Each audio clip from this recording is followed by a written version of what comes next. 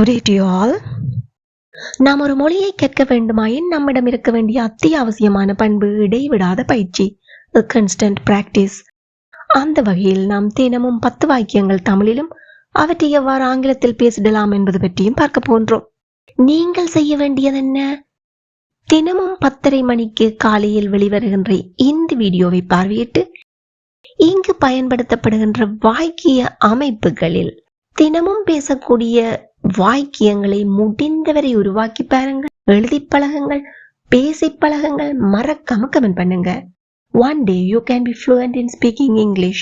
If you have any doubts, please do comment. I will help you. Now, let's move on to the video. அழாமல் இருக்க முயற்சி செய். அழாமல் இருக்க. இவ்வாறாக ஏதாவது ஒரு தடை, புத்திமதி, எச்சரிக்கை போன்றவற்றை மற்றவர்களுக்கு சொல்வதற்கு நாம் not to plus V1 form, அதாவது பேஸ் form என்னும் வடிவத்தை பயன்படுத்துவோம். அழாமல் இருக்க.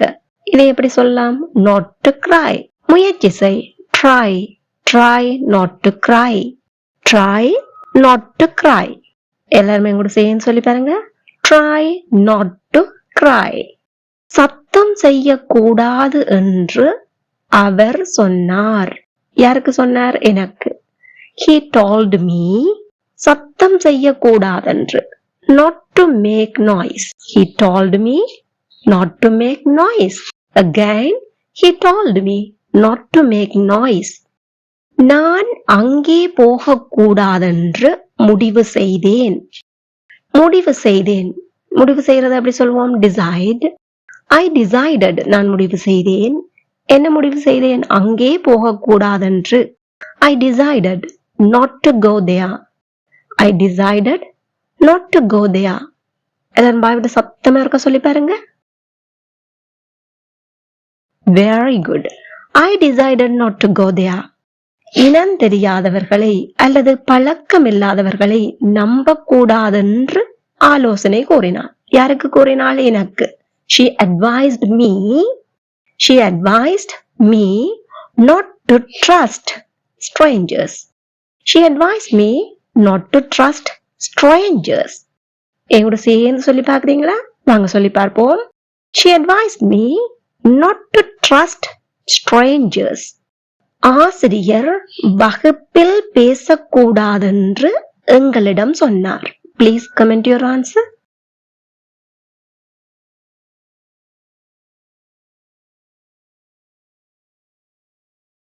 Well done. கதவை துறக்க கூடாதென்று அவன் அவளுக்கு சொன்னான். Comment it now.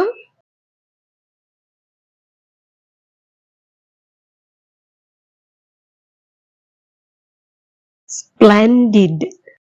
என் மதிய உணவை மறக்க கூடாதென்று அம்மா எனக்கு நினைவுபடுத்தினார். Comment your answer.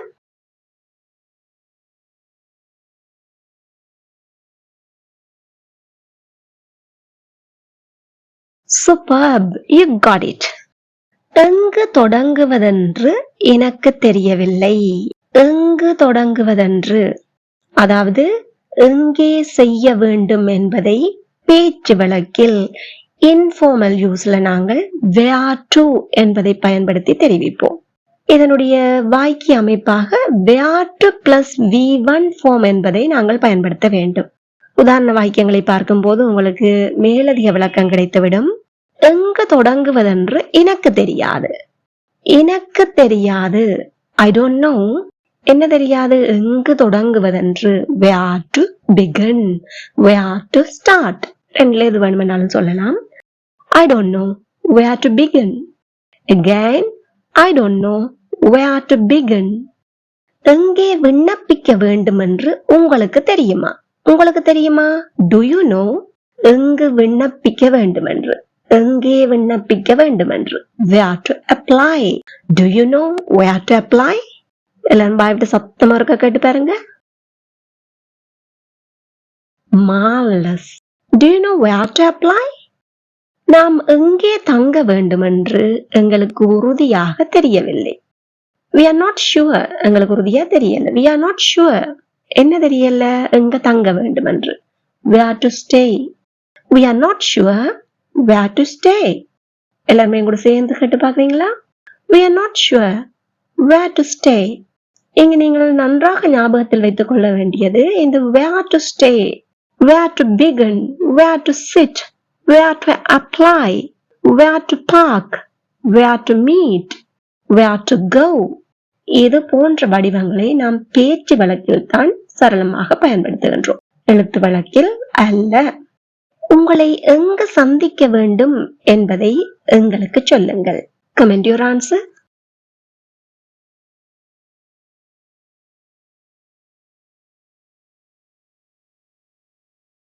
Great. அவளுக்கு எங்கே திருப்ப வேண்டும் என்பது தெரியவில்லை. Comment it now.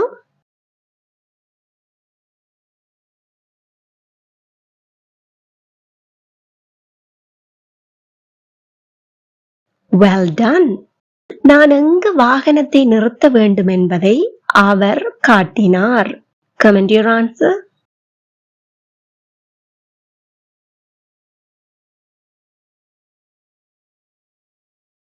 Superb. You got it. அவளுக்கு எப்படி வாகனம் ஓட்டுவது என்பது தெரியவில்லை. அதாவது ஏதாவது ஒரு விடயத்தை எப்படி செய்வது எப்படி. இதை நாம் ஆங்கிலத்தில் பேச்சு வழக்கில் how to plus be1 form என்ற வடிவத்தில் தெரிவிக்க முடியும். வாருங்கள் உதாரணங்களை பார்ப்போம். அவளுக்கு வாகனத்தை எப்படி ஓட்டுவது என்பது தெரியவில்லை.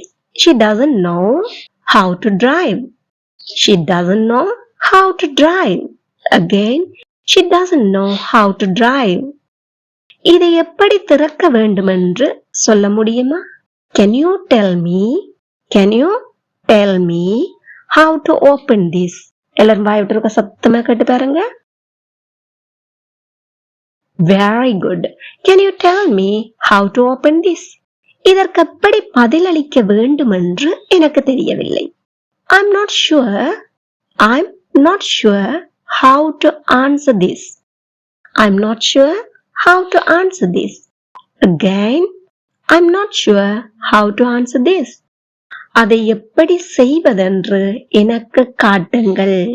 Comment your answer.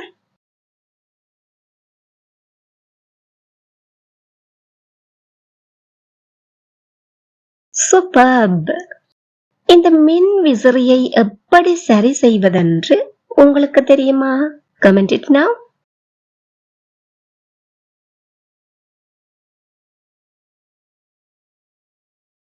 Great. புகையிரத நிலையத்திற்கு எப்படி செல்வதென்று எனக்கு சொல்லுங்கள். Please comment your answer.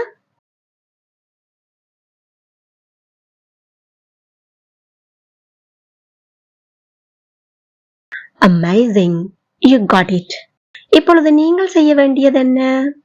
Not to plus be1 form என்னும் வடிவத்தையோ, where to plus be1 form என்னும் வடிவத்தையோ, how to plus be1 form என்னும் வடிவத்தையோ நடைமுறை வாழ்க்கையில் எவ்வாறு பயன்படுத்திடலாம் என்பதை பற்றி சிந்தித்து பாருங்கள், எழுதி பாருங்கள், ஆங்கிலத்தில் பேசி பழகுங்கள், மறக்காம கமெண்ட் பண்ணுங்க. Then it will be helpful for other viewers, and if you have any mistakes or doubts, definitely I will help you. இந்த வீடியோ உங்களுக்கு ரொம்பவே பயனுள்ளதாக இருந்திருக்கும்னு நம்புகிறேன். மறக்காம ஒரு லைக் பண்ணிட்டு முடிந்தவரை ஷேர் பண்ணிக்கொள்ளுங்க.